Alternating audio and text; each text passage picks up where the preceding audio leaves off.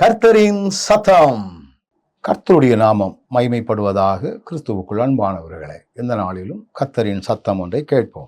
2 பேதுரு 1வது அதிகாரம் 10ஆம் வசனம் இப்படி சொல்லுகிறது: ஆகையால் சகோதரரே, உங்கள் அழைப்பையும் தெரிந்து கொள்ளுதலையும் உறுதியாக்கும்படி ஜாக்கிரதையாயிருங்கள். இவைகளை செய்தால் நீங்கள் ஒரு காலும் இடறி விழுவதில்லை. இவைகளை செய்தால் அப்படின்னு ஒரு பதம் வருகிறது. ஒரு காலும் இடறி விழுவதில்லை. எப்போ? உங்களுடைய அழைப்பு என்ன?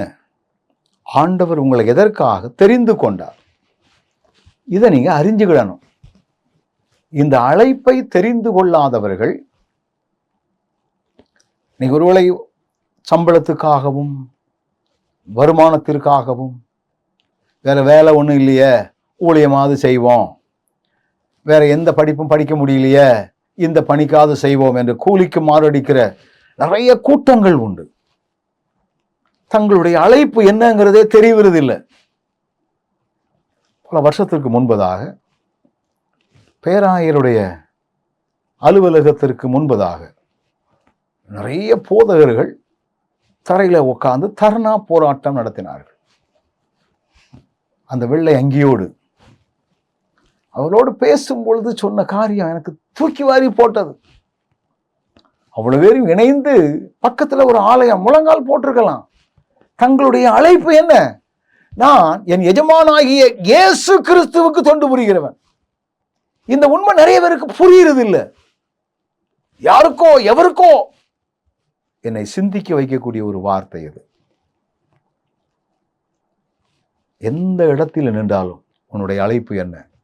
ஆண்டவர் உன்னை எதற்காக தெரிந்து கொண்டார்? உன்னுடைய மாம்சத்தை வெளிக்காட்டுவதற்காக ஆண்டவர் உன்னை தெரிந்து கொள்ளவில்லை. உன் மூலமாக ஆண்டவர் என்ன காரியங்கள் செய்ய வேண்டும் என்று எண்ணியிருக்கிறார் என்பது உங்களுக்கு தெரியும். ஆண்டவரே, அதனாலதான் நான் ஒவ்வொரு நாளும் கேட்பேன், ஆண்டவரே, உம்முடைய சித்தத்தை மீறி நான் எதையும் செஞ்சிடக்கூடாது. இது நீயா நானா என்று மாம்சத்தை தூக்கக்கூடிய காலம் அல்ல. உன்னை அழைத்த அழைப்பு எது? உன்னுடைய தெரிந்து கொள்ளுதல் என்ன? இதை தெரிந்து கொண்டால் நிறைய விஷயங்கள்ல இருந்து நீங்க விலகிக்கிறீங்க. நான் இந்த காரியத்தை கூட இப்போது ரொம்ப உணர்ந்துட்டேன். நிறைய நேரங்கள்ல ஆண்டவர் நம்மை தனித்து வைத்திருக்கிறார், தனித்துவமான ஊழியங்களை செய்ய வைத்திருக்கிறார். சில நேரங்கள்ல ஆண்டவர் அவருக்கு விருப்பமற்ற காரியங்களை செய்ய முற்படும் பொழுதெல்லாம் நாம் அதனுடைய பிரச்சனைகளை காண்கிறோம். அப்போதான் நான் தனியாக உட்கார்ந்து ஜெபிக்கும் பொழுது, உன்னுடைய அழைப்பு என்ன?